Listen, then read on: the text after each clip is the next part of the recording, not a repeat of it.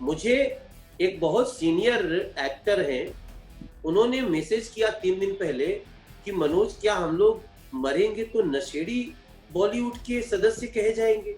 दीपिका पादुकोण का नाम आने के बाद तो मैं क्या बताऊं, मैं विश्वास ही नहीं हो रहा है। अनुराग कश्यप जी ने हमको गाना भी गवाया, जिया हो बिहार के लाला, और वही अनुराग कश्यप बिना किसी बिना किसी तथ्य के कह रहे हैं कि सीएए आने से भारत के लोगों की, कुछ लोगों की नागरिकता चली जाएगी।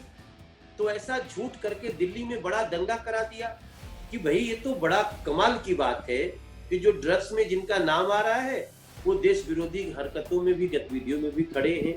और जिस तरीके से एनसीबी के हवाले से मीडिया रिपोर्ट्स में कई सारी जो खबरें आ रही हैं, रिया चक्रवर्ती और उसके भाई शोविक के अलावा कई सारे ड्रग पेडलर्स को गिरफ्तार किया गया। उसके बाद रोज नए खुलासे हो रहे हैं।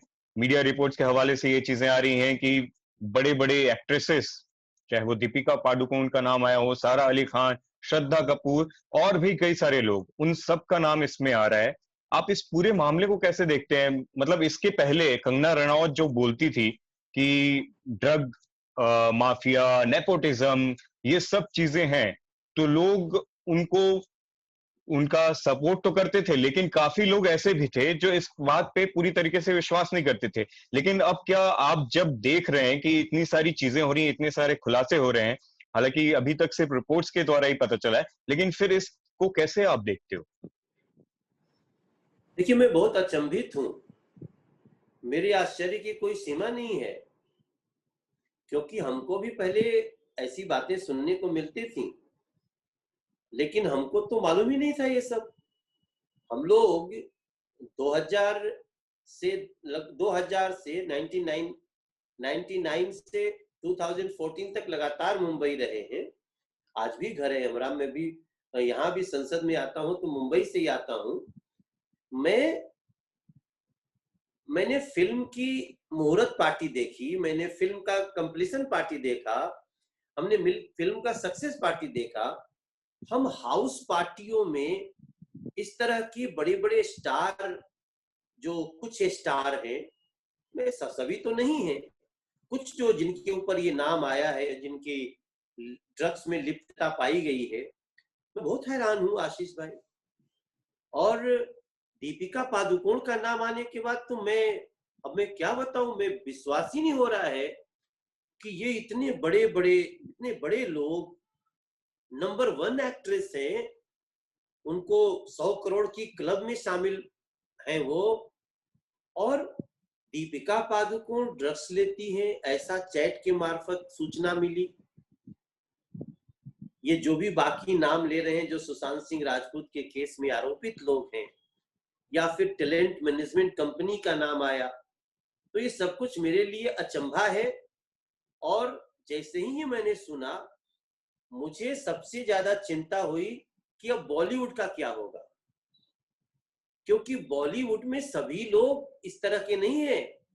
बॉलीवुड में बहुत अच्छे अच्छे लोग हैं जो सुबह उठ करके पूजा करते हैं, योगा करते हैं, जिस भी धर्म के हों, वो अपने कैमरे को पूजा समझते हैं, स्क्रिप्ट को पूजा समझते हैं, अपने फिल्म सेट को पूजा समझते हैं, और उनके अंदर जितना वो फिल्म पे अच्छे दिखते हैं उससे ज्यादा अच्छे वो जिंदगी में हैं। यहाँ तक कि विलेन का रोल करने वाले भी एक बड़ी बड़ी संस्कारों का पालन करते हैं, मुझे ये अच्छी तरह पता है।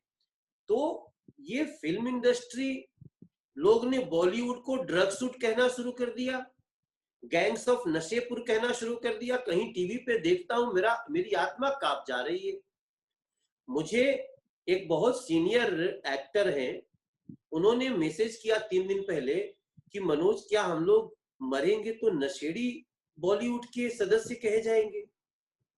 तो कुछ लोग ऐसा सोचने लगे कि हमारा मरने के बाद क्या हमारी पहचान बनेगी। ऐसे में हम सामने आए, और हमारे जैसे और भी कई लोग हैं, और हम सब ने यही डिमांड की कि पूरा बॉलीवुड को इसमें बदनाम नहीं करना चाहिए। जो लोग लिप्त हैं उनकी निष्पक्ष और कड़ी जांच हो, और फिर उनके ऊपर कड़ा एक्शन हो अगर वो दोषी। जी। और एक महत्वपूर्ण स्टेटमेंट आपकी तरफ से ये भी आया, किसी इंटरव्यू में आपने कहा कि जो देश विरोधी ताकतें हैं, उनको समर्थन करने वालों के लिए क्या ये ड्रग्स की तरफ से ये जो विचारधारा आ रही है, वो वहां से आ रही है? अब देखिए क्या हुआ कि ये मैंने निश्चित रूप से कहा है। मैं सोचने लगा क्योंकि पीछे मैंने देखा कि अनुराग कश्यप जी सीएए का प्रोटेस्ट में भाग ले रहे हैं। मैंने देखा दीपिका पादुकोण जी, वो भारत तेरे टुकड़े होंगे ऐसा कहने वालों के साथ जेएनयू में खड़ी हैं। अब हमारे लिए तो ये देश के हमारे स्टार, हमारे भी स्टार हैं, हम भी इनके फैन हैं। अनुराग कश्यप जी ने हमको गाना भी गवाया, जिया हो बिहार के लाला, और वही अनुराग कश्यप बिना किसी तथ्य के कह रहे हैं कि सीएए आने से भारत के लोगों की, कुछ लोगों की नागरिकता चली जाएगी। हम तो आज भी ढूंढ रहे हैं भैया किसकी नागरिकता गई, मुझे बताओ, मुझे भी तो समझाओ। तो ऐसा झूठ करके दिल्ली में बड़ा दंगा करा दिया, हजारों गाड़ियां जल गई, हजारों घर जल गए, कई लोग मौत के मुंह में समा गए, कितने लोगों का चोट लगा वो वर्णन करने लायक नहीं है। तो फिर मुझे लगा, और फिर बाद में देखता हूं कि ड्रग्स में इन लोगों का नाम आ रहा है और भी कई आरोपों में नाम आ रहा है। तो मैं ये सोचने लगा आशीष भाई कि क्या ये ड्रग्स जो यहाँ होते होते पाकिस्तान से इसका मूल उद्गम आता है, तो क्या विचारधारा भी बदलता है? ये जो ड्रग्स ले रहे हैं वो देश विरोधी गतिविधियों के साथ खड़े हैं। तो ऐसी मैंने बात करी, और मैं अभी भी ऐसा सोच रहा हूं कि भाई ये तो बड़ा कमाल की बात है कि जो ड्रग्स में जिनका नाम आ रहा है वो देश विरोधी हरकतों में भी, गतिविधियों में भी खड़े हैं। ये बड़ी चिंता का विषय है, और इसको आने वाले समय में कोई कितना भी बड़ा आर्टिस्ट हो, कितना भी बड़ा स्टार हो, अगर वो इस तरह के एक्टिविटीज में शामिल है, झूठा तथ्य परोस रहा है, देश विरोधी हरकतों में खड़ा है और ड्रग्स का भी सेवन कर रहा है, तो देश को इसका विचार तो करना ही पड़ेगा, एजेंसियों को। जी। और ये जिन लोगों के नाम सामने आ रहे हैं, अब जैसे दीपिका की बात है या अनुराग, जो जिनके ऊपर पायल घोष ने हैरेसमेंट का एक केस दर्ज किया है, इन सभी के कुछ समर्थक ऐसे भी हैं जो ये बोल रहे हैं क्योंकि इन लोगों ने सरकार का विरोध किया, सिस्टम का विरोध किया, दीपिका जेएनयू चली गई या अनुराग कश्यप सीए का विरोध करते नजर आए, या फिर हमेशा वो प्रधानमंत्री मोदी के चीजों का विरोध करते हुए दिखाई देते हैं, इसलिए सरकार एक एजेंडा इनके खिलाफ तैयार कर रही है। आप इसको किस तरीके से देखते हैं, इन लोगों की ये जो सोच है उसको लेकर? ये गलत है। भारतीय जनता पार्टी ऐसा कर ही नहीं सकती। भारतीय जनता पार्टी की सरकार बदले की भावना से काम कर ही नहीं सकती। आप जितना बोलना हो बोल लो। दीपिका पादुकोण जिस दिन जेएनयू में गई थी, भारत तेरे टुकड़े होंगे, कितने अफजल मारोगे, हर घर से अफजल निकलेगा, नारा जो लग रहा था, लगाने वाले उनके साथ खड़े थे, वो भी उनके साथ खड़ी थी, कोई भी उन्होंने सफाई नहीं दी। हमने उस दिन दीपिका को कुछ नहीं बोला, मैं पार्टी ने भी बिल्कुल नहीं कहा, उन्होंने कहा भी आर्टिस्ट है, कहीं कहीं खड़ी होंगी, उनको पता नहीं है कौन क्या है, so we are not blaming. तो हमने तब भी नहीं कहा।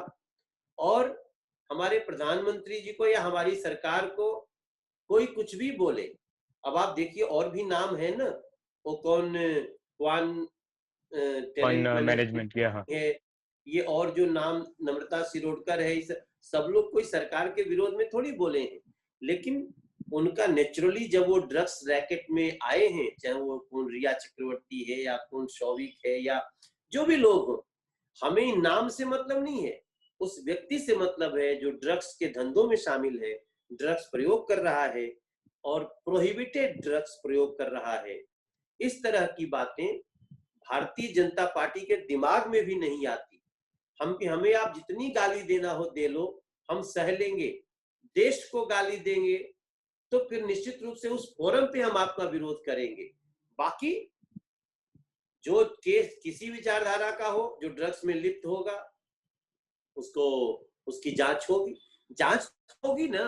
हम तो यही कह रहे हैं शुरू से कि निष्पक्ष जांच हो, दोषी होने पर कड़ी कार्रवाई हो, जो निर्दोष हो वो कितना भी मुझे गाली देता हो, मतलब पार्टी को गाली देता हो, नरेंद्र मोदी जी को कुछ बोलता हो, हम उसका बुरा नहीं मानने वाले हैं। भटके हुए लोग भी बाद में सही रास्ते पे आ जाए, ऐसा हमारा विश्वास है।